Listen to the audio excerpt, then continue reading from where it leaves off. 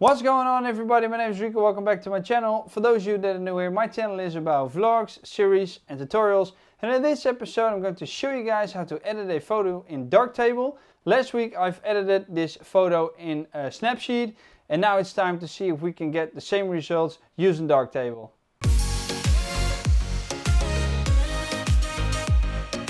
Right, so this is the image that we're going to work with. There's the original. I'm going to go to the original, compress the history stack. Reason that I've got a mask manager over here is that I've did this before. I was recording this video and then suddenly my audio stopped, so I have to start all over again. But don't worry, if you don't see this, there's nothing wrong with your Darktable or your image.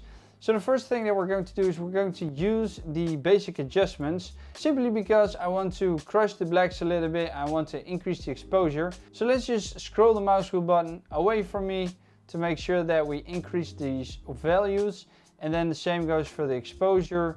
So I'm going to increase that as well by scrolling the mouse wheel button away from me. There we go. The image is already a lot more bright than it was before. We're going to use the highlight compression. So I'm going to compress the highlights a little bit. Maybe that's too much, so I'm going to drag it back a little bit. There we go. I want to increase the contrast because that's the same thing that we've done using Snapseed. By the way, if you haven't seen the video, you can find it up here. Please watch it after you're done watching this video, or watch it and then come back again. Let me show you guys, because this is the image that we've created in Snapseed, so we're going to replicate this in Darktable. So let's go back to Darktable and let's increase the saturation. We're going to increase it by quite a bit, and that already makes the image become alive a lot more than it was before. I'm going to keep the brightness as is, and I'm not going to change the middle gray, because if I drag this to the right, the image will become more dark, and if I drag it to the left, the image will become overexposed. So let me double click it to reset it. Now let's close this one down and let's move on to the next module. The next module that we're going to use is the shadows and highlights module. I'm going to activate that, and I don't really like how the shadows turn out. I think it's way too strong, so I'm going to tune those back to 25, so about a half. And I'm going to see if I can move the highlights to the left a little bit more. So if I move it all the way to the left, the highlights look very artificial, and that's not something that I want to do. So I think -61-ish is the absolute maximum for this. I'm not going to change the white point, and I'm going to keep everything else as is.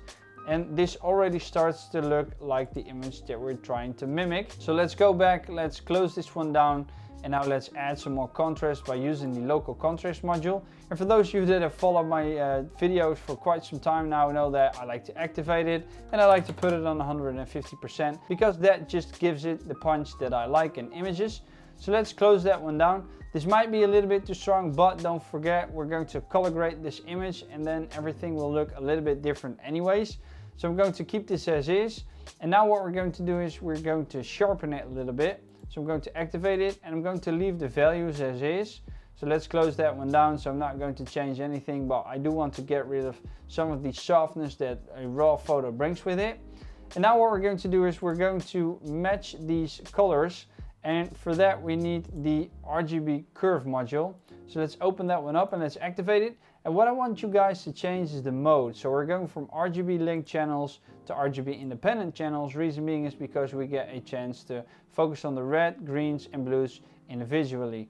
Now what I want to do is, if you look at this image, you see reds in the shadows, and you see some yellows in the highlights. And I'm going to do the exact same thing. So here are the shadows, here are the midtones, and here are the highlights. So let's just increase the reds in the shadows a little bit. And I want to do the same thing for the highlights, just a little bit as well. And if you move these 2 points, the midtones will follow along. So I'm not going to change anything else. And now what I'm going to do is I'm going to the blues, and I don't want to add blues into the shadows, as you can see right here, but I want to add some yellows in. And the same goes for the highlights. There we go. So now the image already starts to get a very distinctive look, but we're not quite done just yet, because if you look at this, you see that it's more red, magenta-like. So I'm going to add in some magenta, and I can do so by dropping this down. Because if you drop this down, magenta will be added, and if you pull it up, greens will be added, and that just looks horrible. So I'm going to add in some magenta over here in the shadows, and maybe midtones a little bit as well, but not as much. So let's just decrease that a little bit, and then maybe increase it in the highlights as well. There we go. Now let's see how that looks. I think that looks pretty fine. The hand is a little bit too red, to be honest. So let's see if we can counteract that. So I'm going to drop the midtones a little bit and the highlights as well. That already looks a lot better. So let's close that one down, and what I've done to the other image is I've dodged and burned it. So I've burned the shadows and I've dodged the highlights, and I'm going to do the same thing. Dodging and burning is a technique in which you darken the areas and you brighten the areas. So in this case I'm going to darken the shadows, I'm going to brighten the highlights. And the reason why we do that as photographers is because we want to bring out our subjects. So that really creates kind of a effect. So instead of having a bokeh effect, you're basically playing around with the light to create a very lively image. So let me show you guys how that's done using Darktable. So for that I'm going to use the exposure module. So let's activate that, but we need a brush because I want to target this area. So we're going to use a drawn mask and we're going to click this brush. And I'm just going to paint over these trees very quickly, and then I'll be right back. There we go. Now let me show you guys what I've done. I'm going to click this yellow symbol and that will show you the mask. And now it's very harsh, so I want to feather it and I want to blur it as well. And that already looks a lot better. So let's just click this yellow symbol and let's click this symbol right here, because that will show and edit mask elements. So if I click it again, now we don't see the mask elements. And like I said, I want to burn this area, which means I need to bring the exposure down. So that's what I'm going to do. You see, you saw that the exposure was being brought down. Let's just overdo it a little bit. There you go. I think that looks pretty fine. So now what I want to do is I want to dodge the apple, but the apple has two sides. It's got a very bright side and it's got a dark side. And that has to do with the fact that the light came from the right side and just shine onto the apple, which means that this area became dark. So what I'm going to do is I'm just going to dodge this area. So I'm going to use a new instance. So I'm going to click this button, new instance. And then I'm going back to drawn mask, use the brush. And now I'm just going to paint over the apple like I've done with the trees. So let me speed that one up for you guys. Here we go.